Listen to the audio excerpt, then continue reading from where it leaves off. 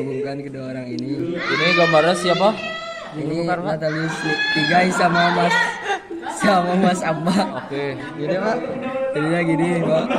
Coba klik. Oh, oke.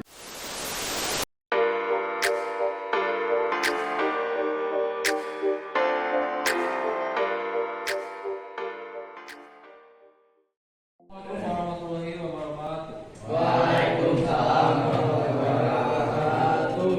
Gimana kabarnya kalian hari ini? Alhamdulillah.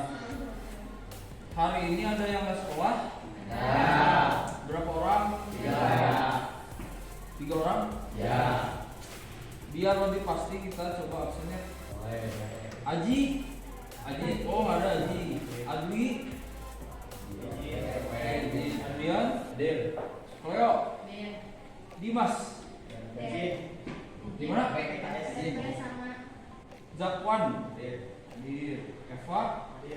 Irgi? Kaila? Alfi? Sekarang kita bakal belajar tentang KA. KA itu apa ya? Nanti kita jelasin di sini ya. Di sini ada pengoperasian, pengaplikasian, dan kolaborasi perangkat kecerdasan artifisial. Nah ini KA, kecerdasan artifisial. Ini tuh bahasa Indonesianya dari AI, artificial intelligence gitu. Intelligence kan kecerdasan. Nah ini di Indonesiain gitu, jadi kecerdasan artifisial KA. Jadi jangan bingung nanti kalau ketemu ada kata-kata KA itu apa sih? KA bahasa Indonesianya dari AI gitu. Ini aja tujuan pembelajaran. Tujuan pembelajaran kita yang pertama, peserta didik mampu mengoperasikan perangkat kecerdasan artifisial. Jadi kita di sini belajar gimana caranya mengoperasikan KA gitu ya. Yang kedua, pendidik mampu mengaplikasikan perangkat kecerdasan KA. Apa bedanya mengoperasikan sama mengaplikasikan?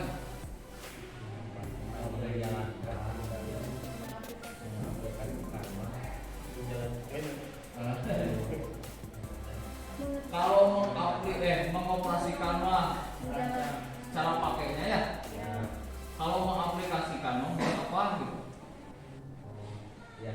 Di aplikasinya buat apa? Nah, di sini kita mulai masuk definisi. Yang pertama, definisi kecerdasan artifisial dalam kurung KA menurut para pakar atau ahli gitu ya. Yang pertama ada John McCartney. Katanya AI adalah ilmu dan rekayasa untuk membuat mesin cerdas, terutama program komputer cerdas. Yang kedua, Elani Rich. AI adalah studi tentang bagaimana membuat komputer melakukan hal yang saat ini dapat dilakukan baik oleh manusia.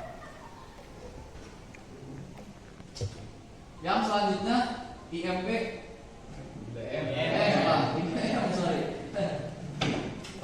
AI memanfaatkan komputer dan mesin untuk meniru kemampuan pemecahan masalah dan pengambilan keputusan manusia. Jadi intinya mah ini tuh mau niru manusia gitu, mau niru kecerdasan manusia gimana gitu. Ya. Selanjutnya definisi kecerdasan artifisial. Seiring berjalannya waktu, pengertian tentang kecerdasan artifisial terus mengalami perkembangan mengacu pada sistem yang memungkinkan komputer belajar dari data, mengenal pola, serta membuat prediksi atau keputusan secara mandiri.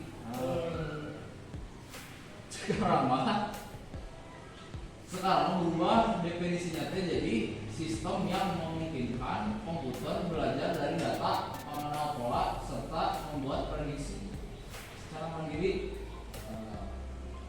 Karakteristik KA apa? Yang pertama, belajar dari data. bahasa Inggrisnya machine learning. Artinya apa mesin learning teh? Mesin yang belajar gitu ya. KA belajar dari data yang diberikan kepadanya. Nah, jadi semakin banyak data yang ia pelajari, semakin baik kemampuannya. Nah, kenapa sekarang AI lebih semakin lama semakin pinter gitu ya? Karena setiap tahun teh data yang kita masukin ke dia itu lebih banyak terus gitu. Contohnya sekarang misalnya ini, kalian pernah dulu pakai Google buat search pakai voice nih, pakai suara. Awal mah hasilnya kan nyambung ya. Sekarang udah nyambung nggak? Udah bagus sekarang. Nah itu teh dia tuh terus belajar gitu. Terus contoh lainnya lagi, misalnya kalian ChatGPT setiap saat selalu pakainya. Misalnya di sekolah ini pasti semua pakainya. Nah itu teh sebenarnya tanpa sadar kita teh ngasih data ke dia teh buat diolah lagi biar makin pinter gitu. Ya, lanjut. KA mampu beradaptasi dan meningkatkan performanya. Jika awalnya sering melakukan kesalahan, kayak tadi yang dicontohin, ia bisa memperbaiki dirinya sendiri dengan belajar dari kesalahan tersebut. Selanjutnya KA berjalan berdasarkan algoritma dan model prediktif. KA berjalan dengan aturan dan langkah-langkah matematis yang disebut algoritma. Nah ini tuh programnya di belakangnya gitu. Jadi tadi tuh ada data ya, terus ada programnya gitu. Logikanya tuh gimana si gitu, algoritmanya. Selanjutnya, KA mampu mengenali pola dan membuat keputusan secara otomatis. KA tidak hanya melihat data, tetapi juga bisa menemukan pola yang tidak terlihat oleh manusia. Dari pola-pola ini, KA bisa membantu mengambil keputusan secara otomatis. Contohnya apa lah kira-kira? Ada yang bisa bayangin nggak? Ada yang bisa berkhayal? Terlihat oleh manusia ini, yang tidak terlihat oleh manusia. Contohnya misalnya ini, kita bikin hantu, kita bikin KA itu misalnya untuk mendeteksi apa disebutnya tsunami, misalnya. Sama kita tuh dikasih data 2 tahun yang lalu dari berbagai negara tsunami itu apa sih tanda-tandanya gitu. Dikasih sama kita teh si AI teh, si KA teh dikasih sama dia teh dipelajari aja polanya teh gimana. Disimpan sama kita sensor di laut. Ternyata dapat kan data dari sensor itu teh sama KA dibaca. Oh ini mah kayaknya bakal bener bakal terjadi tsunami gitu. Kalau enggak, oh enggak ini mah aman gitu. Nah itu tuh bisa pakai KA gitu ya. Dia tuh bisa melihat pola yang nggak bisa dilihat manusia gitu. Kalau menghayal lagi kayak Alfi tadi, hantu kita kasih data-data hantu, kayaknya hantu teh kalau ada teh suhunya segini misalnya teh. Terus misalnya lanjut lagi, kecerdasan artifisial versus manusia. Nah, di sini kita dilihat yang mana sih yang lebih bagus. Kecerdasan artifisial yang pertama tidak memiliki perasaan, hanya mengikuti instruksi. Kalau manusia gimana? Bisa berpikir sendiri dan memiliki perasaan serta kreativitas untuk berinovasi dan menciptakan ide baru. Nah, contohnya apa tak? Tidak memiliki perasaan. Misalnya nih kita bayangin KA ini teh, AI ini teh jadi polisi gitu lah, punya senjata polisinya teh. Tiba-tiba ada nenek-nenek nyuri simboknya nih, ya. Kata nyuri apa? Nyuri nembak. Nah, kamu pasti oh salah nenek-nenek ini tembak aja gitu ya. Kan kalau manusia mah enggak, dia punya perasaan. Gitu. Nah itu bedanya deh. Selanjutnya belajar dari data dan program yang diberikan. Nah si kamu belajar dari data yang kita masukin ya. Kalau manusia bisa belajar banyak hal yang berbeda dan beradaptasi dengan lingkungan melalui Indonesia. Kalau KA mah dapat ilmunya teh dari data yang kita kasih. Kalau manusia mah dapat ilmunya teh dari experience yang kita lakuin setiap hari gitu. Selanjutnya hanya memahami hal yang ada dalam datanya. Jadi kalau misalnya dikasih data cuaca, ya dia ngertinya cuaca we. Kalau manusia banyak bisa memahami konteks yang luas. Selanjutnya hanya bisa membuat keputusan berdasarkan pola dan angka dan pola. Kalau manusia bisa membuat keputusan dengan mempertimbangkan emosi, nilai moral dan etika. Yang tadi tanya, kalau misalnya dia jadi polisi gitu, ada salahnya udah we salah gitu. Kalau manusia udah pakai perasaan. Nah ini ada komponen utama kecerdasan artifisial, ada data, ada algoritma, ada model, ada infrastruktur antarmuka dan keamanan. Data mah pasti ininya kayak biasa yang tadi ya sama kita dikasih data di belakang itu buat jadi ilmunya. Terus algoritma, logikanya, codingannya yang kita bikin gitu ya. Terus model TA-nya mau gimana? Mau yang chatbot, yang biasa kayak kita chat GPT-nya, gitu tuh chatbot gitu. Kita masukin chat gitu, kayak chat aja gitu. Terus infrastruktur, servernya berarti. Terus apa lagi? Prosesornya berarti kayak biasa gitu ya. Antarmuka, apa tuh antarmuka? Antarmuka itu bahasa Indonesia dari interface ya. Interface sudah tahu? Tahu ya. Nah ini tuh yang kita lihat di sini tuh interface. Selanjutnya keamanan, biasalah keamanannya. Prinsip kerjanya masukin data, diolah, langsung dihasilin sesuatu sama AI-nya ya.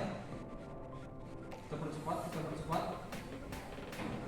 Nah, di sini ada kategori perangkat KA dan contoh aplikasinya. Yang pertama ada asisten KA, terus produksi video. Kalian udah pernah dulu bikin video pakai AI? Nanti kita coba ya. Terus notulensi rapat, terus penulisan, terus pembuat gambar. Nah ini udah biasa, ini di TikTok banyak nih lagi viral. Manajemen proyek, terus layanan pelanggan dan presentasi. Lanjut lagi aplikasi KA dalam bidang dalam berbagai bidang. Yang pertama ekonomi, ada analisis data pasar. Nah, siapa Ridwan yang ngerti biasanya? Sekarang mah trading udah pakai AI, baca traffic netnya. Selanjutnya rekomendasi produk. Contohnya apa tuh rekomendasi produk? Misalnya kalau kalian belanja nih di Shopee, yang direkomendasiin paling atas itu biasanya yang jualnya paling banyak ya, sama yang ratingnya bagus. Ya nggak? Chatbot, asisten AI. Selanjutnya pemerintahan, smart city dan prediksi yang tadi teh misalnya mau ada tsunami gitu. E-government, chatbot layanan publik. Terus pendidikan, pembelajaran, adaptif, learning, analitik, dan gamifikasi pembelajaran. Nah ini mah semuanya bisa jadi game gitu. Sama AI mah terus learning analitik teh jadi pembelajaran kita teh dianalisa sama dia udah sampai mana gitu. Kebudayaan, digitalisasi arsip, rekonstruksi bahasa. Ini maksudnya gimana? Rekonstruksi bahasa. Nah bisa diterjemahin bener. Misalnya kita nemu artefak bahasa Sunda kuno, misalnya kasih datanya ke AI itu, biar AI yang belajar sendiri, dia bisa ngertiin nanti. Selanjutnya AR untuk sejarah. AR ada yang tahu nggak? AR apa?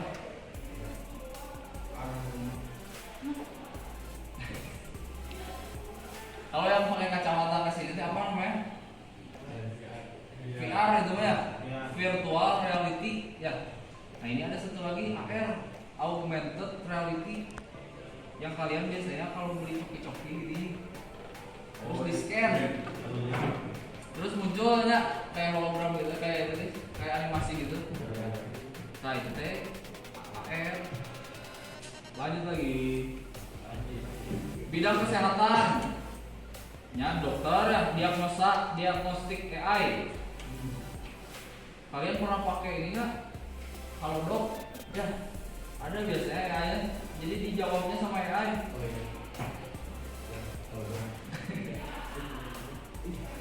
Dalam industri manufaktur, contohnya ini udah biasa ya, semuanya udah otomatis sekarang. Nah di sini ada lagi lanjut profesi utama di bidang KA. Jadi nanti mah ada profesi baru di bidang KA teh. Ada data scientist, jadi dia yang ngolah datanya. Terus machine learning engineer, tadi yang bikin algoritmanya. Langsung AI research scientist, yang ini kerjanya melakukan riset teknologi KA terbaru. Jadi AI itu bisa sampai mana gitu dikembanginnya. Selanjutnya robotics engineer, jadi dia AI-nya dimasukin ke robot gitu ya.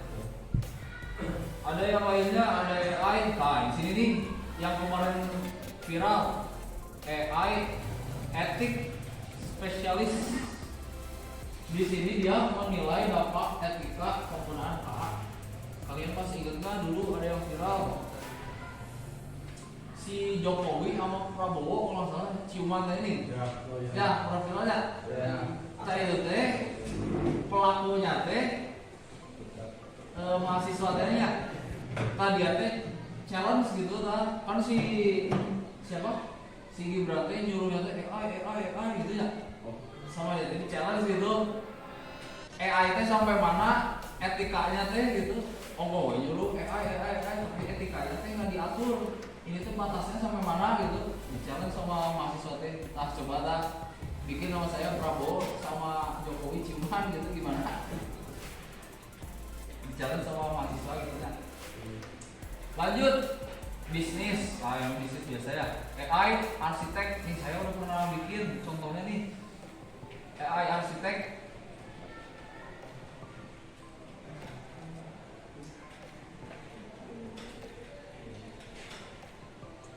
Nah, saya minta dibikinin desain rumah. Perhatiin dulu, perhatiin. Saya minta dibikinin desain rumah gitu, saya itu dibikinin sama dia. Kata saya itu buatin denahnya juga, dibuatin. Jadi dia udah bisa kayak arsitek gitu. Terus lanjut lagi di sini ada AI developer, dia bikin aplikasi. Bisa, saya minta nih di sini. Buatkan saya coding Python aplikasi kalkulator nih, soal dia dibikinin tuh codingannya. Jadi dia juga udah bisa jadi developer aplikasi gitu. Nah gitu. Sekarang di sini nih mengatasi tantangan implementasi KA. Yang pertama, halusinasi data. KA menghasilkan informasi yang tidak akurat. Nah, jadi selama ini teh jangan terlalu percaya gitu sama AI teh. Sebetulnya dia juga bisa salah gitu, nggak akurat. Selanjutnya bias algoritma. KA memperluas bias. Nah, sama kayak tadi gitu.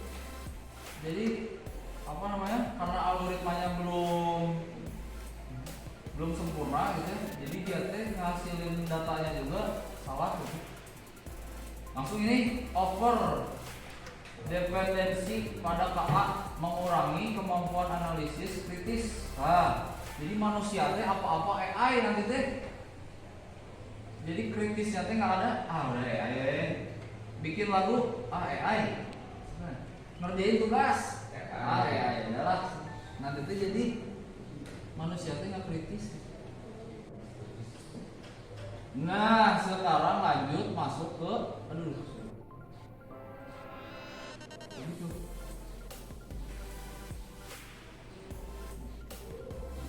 Sekarang masuk ke aktivitas pembelajaran. Siswa akan mengoperasikan KA Gemini dan mengaplikasikannya lewat pembuatan gambar dengan merekayasa prompt.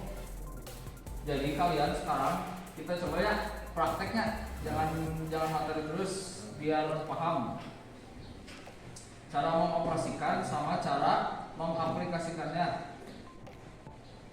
Pertama ngoperasiin KA Gemini, diaplikasiinnya buat bikin gambar.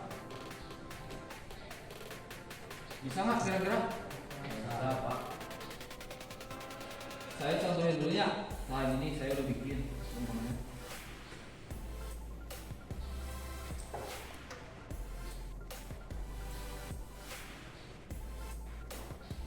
Nih saya bikin Megawati sama Prabowo pengen digabungin gitu fotonya. Saya minta nih pakai prompt ini, gabungkan kedua orang ini dengan cahaya matahari sinar lembut, latar belakang pantai dengan ombak kecil warna hangat, kontras halus, gaya fotografi sinematik dan fotorealistik. Ini aja hasilnya. Nah, saya tadi coba lagi ya, buatkan lagi dengan pose berpelukan. Dia nggak mau. Maaf, saya tidak bisa membuat atau mengedit menampilkan orang nyata pose intim. Lanjut lagi, buatkan pose pria memangku si wanita. Sama, dia juga mau. Pose fisik seperti memangku, memeluk. Lanjut lagi, buatkan dengan pose seperti sedang marah. Sama, dia juga nggak mau bikin ekspresi emosional. Nah, sama saya dimintain lagi buat menjadi potret hitam putih. Ini kan hasilnya berhasil. Nah, jelasnya. Sekarang kalian coba masuk ke Gemini. Di HP masing-masing ya. Kita bikin kelompok atau ada berapa orang ya teh? 1, 2, 3, 4, 5, 6, 7, 8. Berarti 16 ya? 4 orang ya? Ini 4 orang.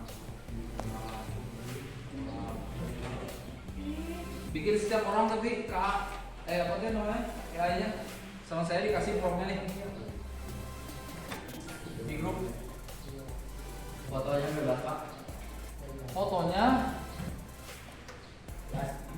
jangan bebas ya. Foto siapa nih aja semuanya Pak. Sama Aida.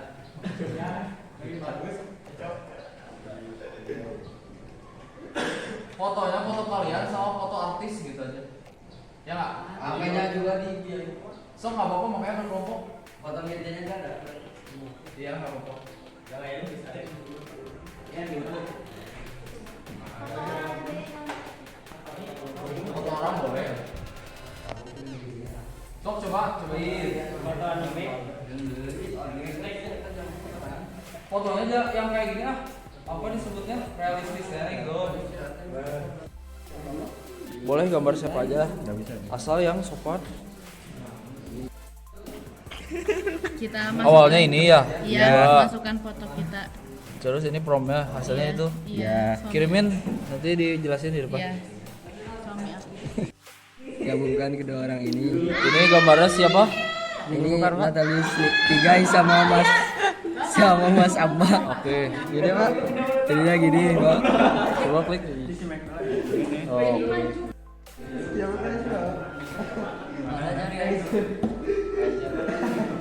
Pikir apa? Iya boleh Pak. Siapa itu teh? Isinya si Maula. Si Maula, Mak.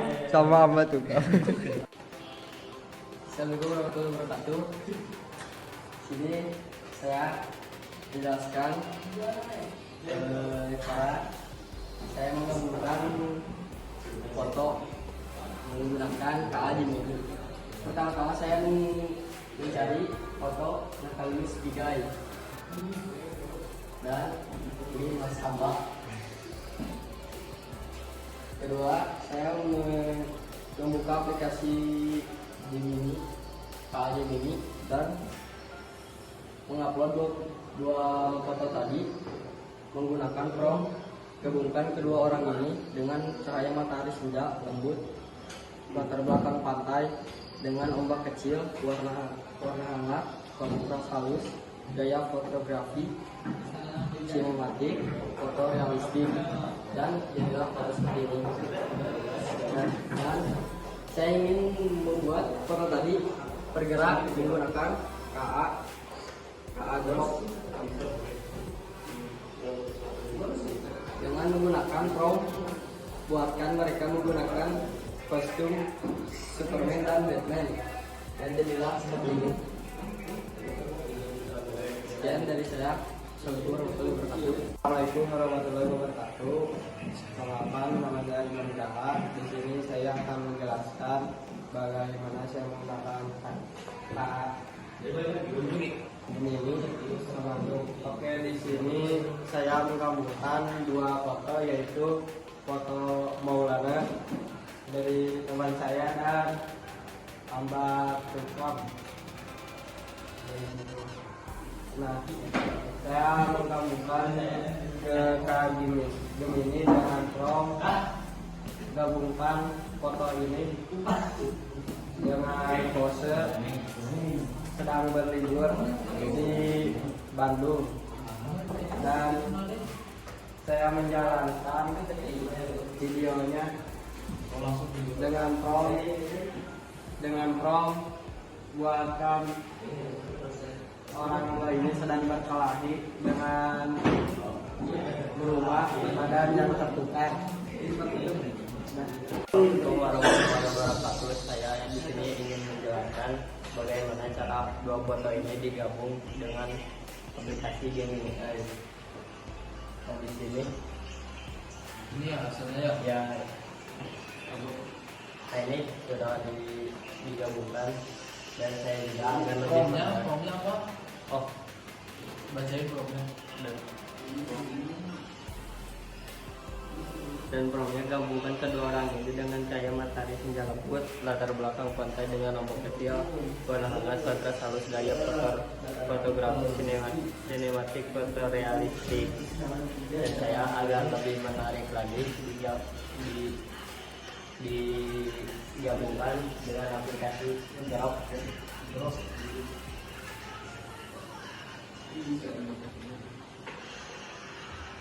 Nah ini ketika sudah digabungkan aplikasi Grok. Assalamualaikum warahmatullahi wabarakatuh.